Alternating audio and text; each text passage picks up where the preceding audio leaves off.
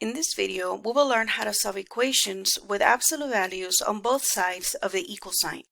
If an equation has absolute values on both sides of the equal sign, it will follow the same step as if it only had absolute values on one side of the equal sign. Bringing back example 1 that read, the absolute value of x is equal to 3, and we got two solutions. X was equal to positive 3, and x was equal to negative 3, we're going to do the same for example 2. That means that we're going to have 2x minus 4 is equal to positive 4x minus 6, and 2x minus 4 is going to equal to negative 4x minus 6. So let's take care of the first equation.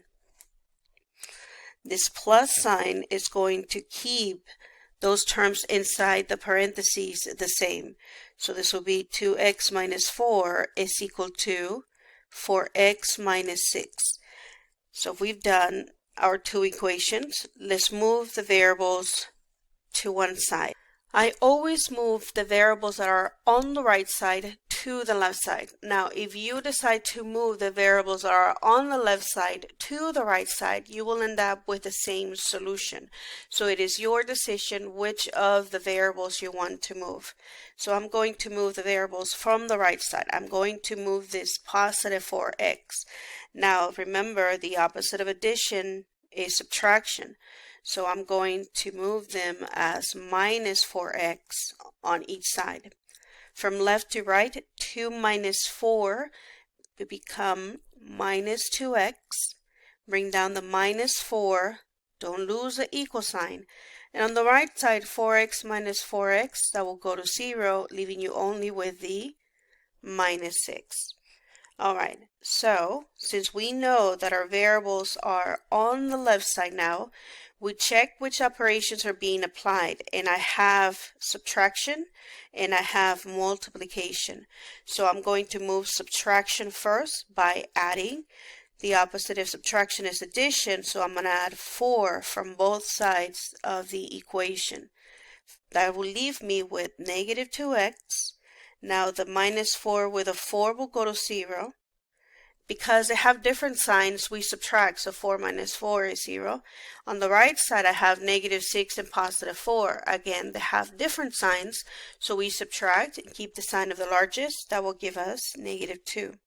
Now we are not complete. Remember, we still have to remove that multiplication by negative 2. And the opposite of multiplication is division, so I'm going to divide both sides by negative 2. Now negative 2 divided by negative 2 will give me a 1.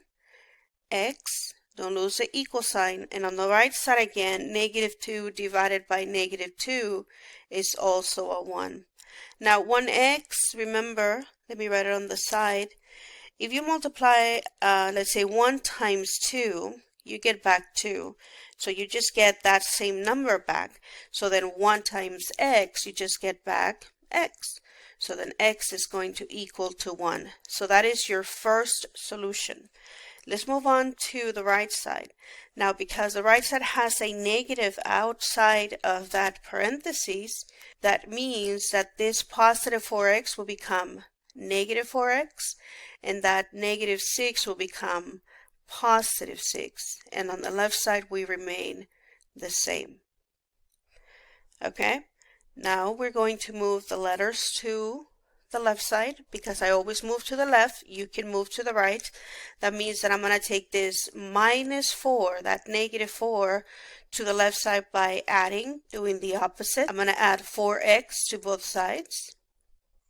From left to right, 2x plus 4x, that's 6x. Don't forget the minus 4. Don't lose the equal sign. And on the right side, again, minus 4 plus 4 will go to 0, leaving us with just that 6.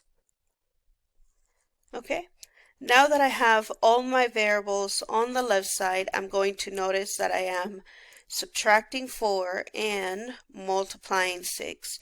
we move the subtraction first. We're going to add both sides by 4. So we get 6x, remember this goes to 0, is equal to 10. And then the opposite of multiplication by 6 is division by 6. Now 6 divided by 6 will give us 1x, but remember 1x is just x, just like we did here. 1x is just x. On the right side, however, I cannot divide 10 by 6 evenly, but I can simplify by 2. So when I do that, I get 5 over 3. So we end up with two solutions for this equation, and that's the 1 and the 5 over 3. Let's go try another example. So let's do example 3. We begin by creating our two equations. The left side remains the same. And the first time, the right side will be positive. On the second equation, the left side remains the same, but the right side will be negative. Okay. When we distribute this positive, the right side remains the same, so I have 3x plus 1 over 2 is equal to that positive 2x plus 10.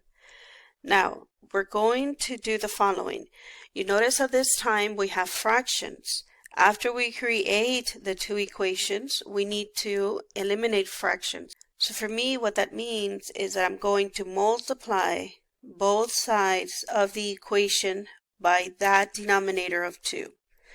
The reason for doing that is because there is a property that states that if you have a number or a variable and you multiply by its reciprocal, then these two get eliminated and all you get back is that numerator. So for us, that means that these two will get eliminated, leaving us only with that 3x plus 1. And on the right side, the 2 is going to distribute, so that gives us with 4x plus 20. Now we do the same thing that we did on the previous example. We move the letters to one side. So I'm going to do minus 4x, minus 4x. So 3x minus 4x will give me minus 1x. Bring down the plus 1. Don't lose the equal sign. And on the right side, 4 minus 4 will be 0, equals to 20. We're not done, remember? We have to get rid of this addition, and that by subtracting. So I'm left with negative 1x is equal to 19, because this goes to 0. And then lastly, all I have to do is divide by that negative 1 on both sides. Remember, negative 1 divided by negative 1, that goes to 1. So that's 1x, which is the same thing as just x. And on the right side, I have 19 divided by negative 1. Well, 19 divided by 1 is just 19. And because they have different signs, that becomes negative 19. Let's try the right side then. We're going to distribute that negative. So all that will do is it will going to change the sign of the 2x plus 10 to become negative 2x minus 10. And on the left side, I'd still have that 3x plus 1 over 2. Don't lose the equal sign. Next, we need to eliminate the fraction or that denominator by multiplying both sides by 2. These get eliminated, leaving you with only 3x plus 1.